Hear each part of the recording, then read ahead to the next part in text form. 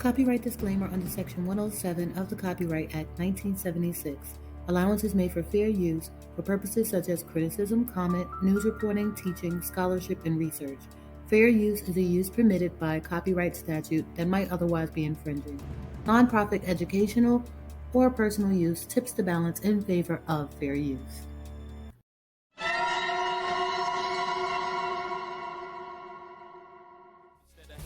Help me lift the big man up. Wake these people up and show them they keep dreaming. Breathe, stretch, shake, let it go. Breathe, stretch, shake, let it go. Wake these people up and show them they keep dreaming. Breathe, stretch, shake, let it go. Breathe, stretch, shake, let it go. Some days I make thousands, some days I make millions. Spend my day chilling, cooch and sway ceilings. All I want, take you cheating on me. Tell me who can I trust if I can't trust in you? And I refuse. On April 20th, 1999, during an interview with Funkmaster Flex on New York radio station Hot 97, Mace announced his retirement from music to pursue a calling from God. Mace then became an ordained minister as well as continued his college studies and was named pastor of Atlanta's Gathering Oasis Church.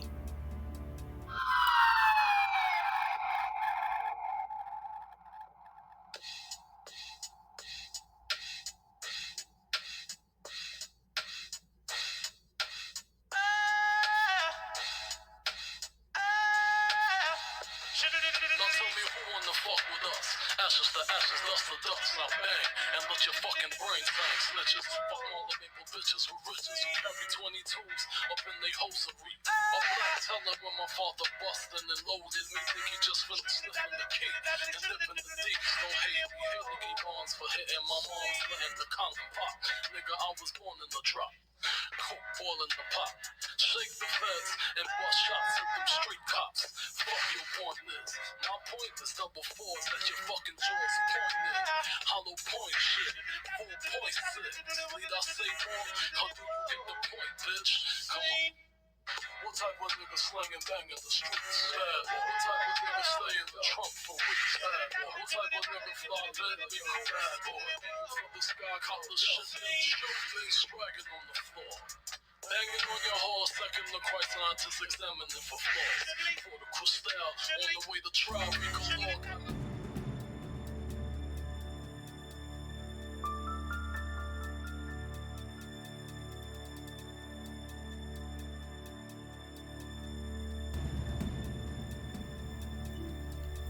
It opens wounds when you hear, the victim saying that it was Diddy that shot her. That is what is the most remarkable. You didn't see that? I saw. Okay. And that was triggered by a lawsuit from a producer that produced on the Love album who is making accusations, and in those accusations he says that the gentleman confessed to the shooting. And that is what stands out to me the most, because I've done my best to put it behind me and to move forward. But it certainly reopens the wounds that I've been saying this all along. Everyone knew all along that I was the fall guy. But my political enemies and detractors tried to make me into this criminal, but everyone knew that I was a young kid that took the fall. Everyone knew that was the story. I'm just saying that I maintained my innocence all this time. I said I was defending myself. I didn't get into who did what. But the victim is telling you who did what. And I understand that there are other witnesses. Is she accurate, sir? I'm not going to get into that. But it does open wounds. And certainly I am relieved that people are saying what the truth is. That, I did not shoot those people. I maintain that I never shoot nobody. That there were other guns there. I always said that. That has not changed. and that is the testimony that came out. Fragments were never removed, so there was never any forensic testing to say who it was. But the victims are vindicating me. Witnesses are vindicating me. But I have moved on. I'm not trying to relive that. And so I am appreciative of whatever contributions Diddy has made to help the people of Belize. I wish him well. I pray for him, and I pray for the alleged victims. And if it is true, may justice be served. If it is not, it's a tragedy, because a global icon would have been destroyed.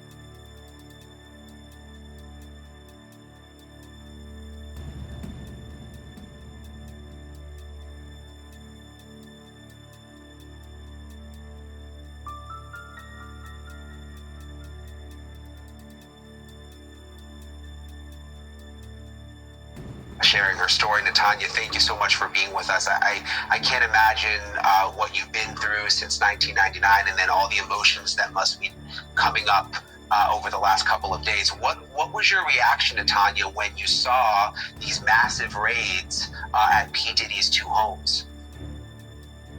First and foremost, thank you for having me. It was very emotional. In short, it was extremely emotional because it was basically marked 25 years, a quarter of a century since this occurred. And I've had to relive this over and over again, intermittently in that time. So when I saw it, it was very cathartic because I finally felt like justice would be done. Justice would be mine and belong to all of the victims. Yeah, and you have said since really right after the shooting that it was P. Diddy who shot you. I mean, I think you even said it to the doctor that night, right? I said it immediately. I literally watched them pull out the guns. I've had a clear point of view. I mean, for God's sake, I got shot in my nose. I was facing them directly. I watched everything occur and have described it, vehemently to all parties involved. I think in our society, we have respectability politics. There are people who want to be adjacent to power or celebrity or money, and there's a hierarchy of respectability. Because his name was well known, he was believed, rather than a victim who gave the first-hand account. By the grace of God, I survived. Yeah, and this was also a different time. I mean, things were very, very different in 1999. I mean, did you sense right from the beginning that no one believed you? Well, I don't think that was on my mind. I think first and foremost, I'm a mother. I'm a mother of three. At the time, I was a mother of two. And just surviving and getting home to my children was of the utmost importance. Being home and being able to love them. That was, primary on my list. I didn't have any reason to believe that someone, to think that someone would not believe me. But as things unfolded, it was a very short period of time where I realized that's what in fact was happening.